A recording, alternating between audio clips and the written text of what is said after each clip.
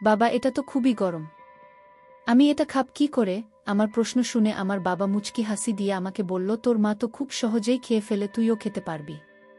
একটু চেষ্টা করো মা, সময় নষ্ট করিস না, তাড়াতাড়ি খেয়ে নেয়। তারপর তো আবার ওই কাজ করতে হবে।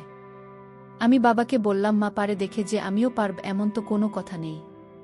তুমি আমাকে খাইয়ে দাও। আমার কথা শেষ হতেই বাবা তার ওই আমাকে খাইয়ে দিল। আমার প্রিয় বন্ধুরা, কেমন আছো তোমরা? প্রতিদিনের মতো আমি আজও তোমাদের মাঝে নতুন একটি ভিডিও নিয়ে আসলাম। আজ তোমাদের বলব আমার নিজের বাবার সাথে আমার জীবনের অসাধারণ একটি সত্যি গল্প। আমি 100% শিওর দিয়ে বলতে পারি আজকের ভিডিওটা দেখার পর তোমাদের দাঁড়াইয়া যাব। তাই তোমাদের দুটি পা ধরে অনুরোধ করছি সম্পূর্ণ ভিডিওটি দেখবে। তো বেশি কথা না বলে চলে গল্প ফিরে যাই। আমি নুসাইবা, আমার বয়স 20 বছর। বাবা মায়ের একমাত্র মেয়ে আমি আমার বাবা মায়ের সাথে শহরে থাকি। আমার বাবা মা অন্য 10 জন বাবা মায়ের থেকে খানিক ভিন্ন। তারা দুজনেই আমার এত কেয়ার করে যেটা আমি ভাষায় প্রকাশ করতে পারব না। আমি নিয়ম করে রোজ কলেজে যাই, কলেজ থেকে আবার বাড়ি। আমার তেমন কোনো বন্ধু নেই। আমার বাবা মা আমার সবথেকে ভালো বন্ধু। তাদের থেকে আপনি কেউ নেই। আমি আমার বাবা মাকে অনেক ভালোবাসি, সেই সাথে তাদের মন থেকে শ্রদ্ধা করি। রোজকার মতো আজও আমি কলেজ শেষ করে বাড়ি চলে আসি। বাড়ি এসে আমি দেখতে পাই মা সিরিয়াল দেখছে। আমি আমার মায়ের পাশে বসে মাকে বললাম, মা তুমি সারাদিন সিরিয়াল দেখে কি মজা পাও? সত্যি আমি না বুঝতে পারি না। আমার কথা শুনে মা মুচকি হাসি দিয়ে আমাকে বললেন, তো কি করব শুনি? সিরিয়াল দেখতে আমার ভাল লাগে। তোর কি ভালো লাগে? আমিও হেসে বললাম, আমার তো আমার মা বাবাকে দেখতে ভাল লাগে। তাছাড়া আর কোনো কিছুই তেমন ভাল লাগে না। আমার কথা শুনে মা আমার মাথায় আলতো করে তার হাত বুলিয়ে দিয়ে বললেন, পাগলি মেয়েটা, সারা জীবন কি শুধুমাত্র মা বাবাকে পছন্দ করে গেলেই হবে নাকি? নিজের জীবনের সাথে অন্য কাউকেও তো জড়াতে হবে। আমি মায়ের কথা শুনে খানিক অভিমান করে মাকে বললাম, কেন মা, অন্য কারো সাথে নিজের জীবন জড়ানোটা কি খুব প্রয়োজন? মা হেসে ফেলল আর বলল, তা নয়তো কি? প্রতিটা মেয়ের আসল বাড়ি তো তার স্বামীর ঘর।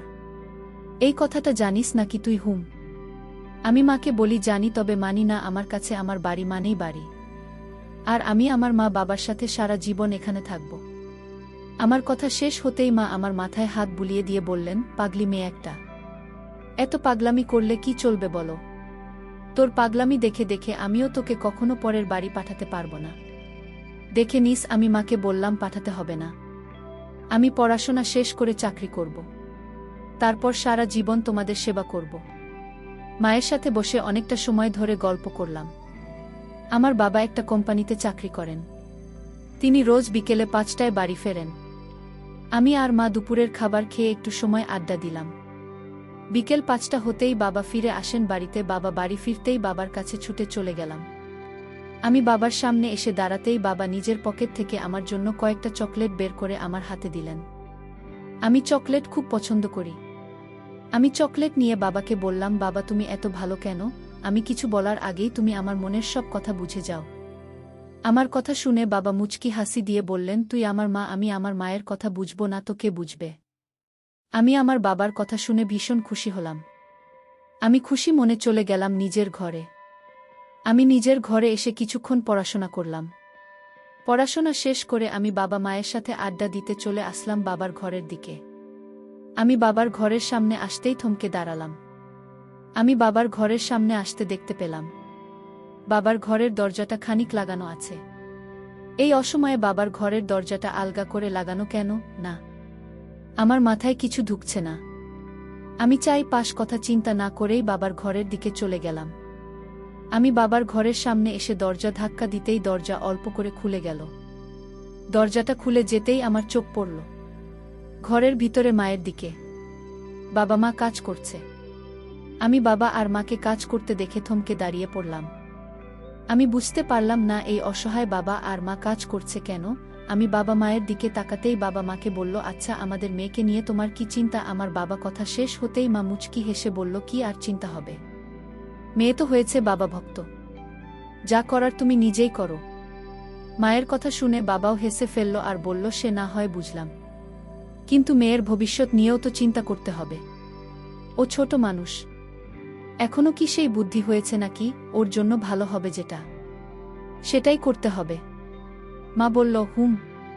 কিন্তু নুসাইবা পড়াশোনা শেষ করে চাকরি করবে। নুসাইবা যদি সবসময় আমাদের সাথে থাকে তাহলে কিন্তু মন্দ হয় না। তাছাড়া আমাদের তো কোনো ছেলে নেই। আমাদের আসন বলতে একমাত্র আমাদের মেয়েটাই আছে। মায়ের কথা শুনে বাবা বলল, হুম, আমিও সেটাই ভাবছি। তবে কথা হচ্ছে, আমি যে তোমাকে বলেছিলাম নুসাইবা বলতে সে যেন আমাদের সাথে কাজ করে, সেই বিষয়ে কি কোনো কথা হয়েছে তোমার সাথে সাইবার? মা বলল, আরে না, এসব কথা কি হুট করেই বলা যায় নাকি? তাছাড়া আমার মনে ছিল না, তাই বলিনি। বলবার কি? মায়ের কথা শেষ হতেই বাবা বলল, খুব বেশি সময় নিও না, দ্রুত বলে দিও সব কথা। মা বাবা নিজেদের কথা শেষ করতেই হেসে ফেল। এদিকে আমি বোকার মতো ঠাই দাঁড়িয়ে আছি। আমি বুঝতে পারছি না বাবা মাকে এসব কি কথা বলছে। যদিও আমি সব সময় চাই বাবা মায়ের সাথে থাকবে, তাদের সাহায্য করব, কিন্তু তাই বলে যে আমার এখন কাজ করতে হবে, এটা আমি ঠিক মেনে নিতে পারছি না। আমি খানিক সময় আরও দাঁড়িয়ে থাকার পর আমি অনুভব করলাম যে আমার জল চলে এসেছে। এখানে আর বেশিক্ষণ থাকা যাবে না। আমি দ্রুত বাবা মায়ের ঘরের সামনে থেকে দৌড়ে চলে গেলাম নিজের ঘরে। আমি নিজের ঘরে এসে বসে পড়লাম বিছানার উপর। আমি বিছানার উপর বসে আপনি মনে ভাবছি বাবা আর মায়ের বলা কথাগুলো। আমি বরাবর বাবা মাকে সম্মান করি আর সেই সাথে তাদের অনেক শ্রদ্ধা করি, কিন্তু তার মানে এই নয় যে আমি এখন তাদের সাথে কাজ করব। আমি আমার মতো থাকতে চাই, অথচ বাবা মায়ের সাথে আমাকে নিয়ে প্ল্যান করতে শুরু করেছে না। এটা আমি ঠিক মেনে নিতে পারছি না। আমি আপন মনে এসব নিয়ে চিন্তা করছি। বাবা মায়ের বলা কথাগুলো শুনে আমার ভিতর খানিক অদ্ভুত অনুভূতি কাজ করছে। আমার জল পড়ছে। আমি কোনো মতে নিজেকে সামলে নিতে বাবা আর মা একসাথে আমার ঘরে আসলো। বাবা আর মা আমার ঘরে এসে আমার পাশে বসে আমাকে উদ্দেশ্য করে মা বলল, নুসাইবা, কি করছিস মা? আমি মায়ের দিকে তাকিয়ে খানিক নরমালি বললাম, এই তো মা, বসে আছি।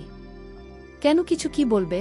আমার প্রশ্নের জবাবে মা বলল, কোনো তোর সাথে গল্প করার জন্য এসেছি আমরা। আচ্ছা শোন, এখন তবে তুমি পড়াশোনা করো, আমরা পরে আসব। এই বলে মা চলে যেতে লাগলো আমার ঘর থেকে।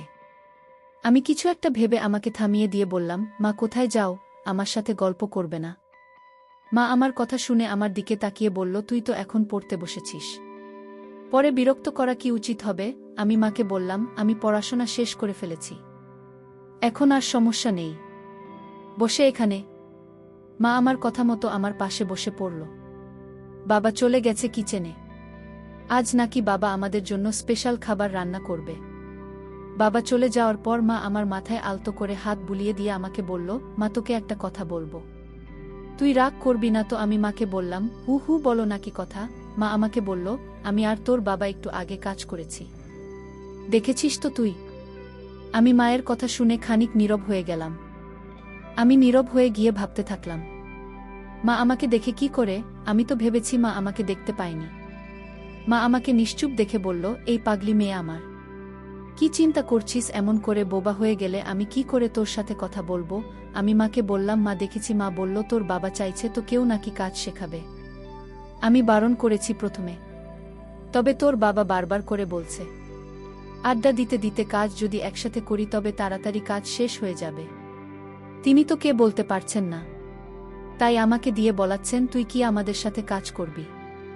আমি মায়ের কথা শুনে ভীষণ অবাক হয়ে বললাম, না, আমি পারবো না। আমি জীবনেও এমন কাজ কখনো কি করেছি নাকি? আমি কি করে পাপ বলো? মা বলল, সমস্যা নেই, আমি শিখিয়ে দিব। তারপর তোর বাবাও আছে, তোকে শিখিয়ে দেবে। আমি মায়ের কথা শুনে আপনার মনে ভাবলাম, বাবা মায়ের সাথে কাজ করলে তো আমার আর কোনো সমস্যা হবে না। তাছাড়া আমি যদি সারাদিন শুয়ে বসে সময় কাটাই, যদি একটু কাজ করি তবে সেটা আমার জন্য ভালো হবে।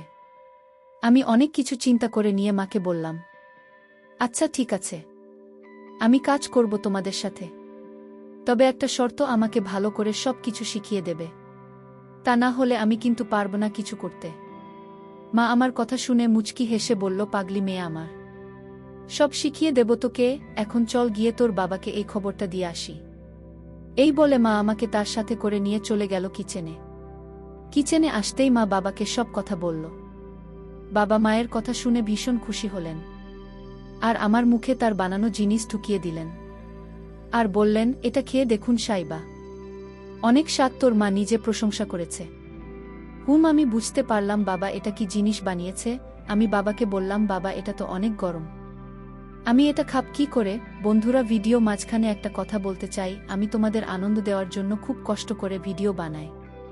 তাই তোমাদের কাছে অনুরোধ থাকবে অবশ্যই এই ভিডিওটি দেখে একটি লাইক করবে এবং স্বামী ব্লগ চ্যানেলটি সাবস্ক্রাইব করে পাশে থাকবেন।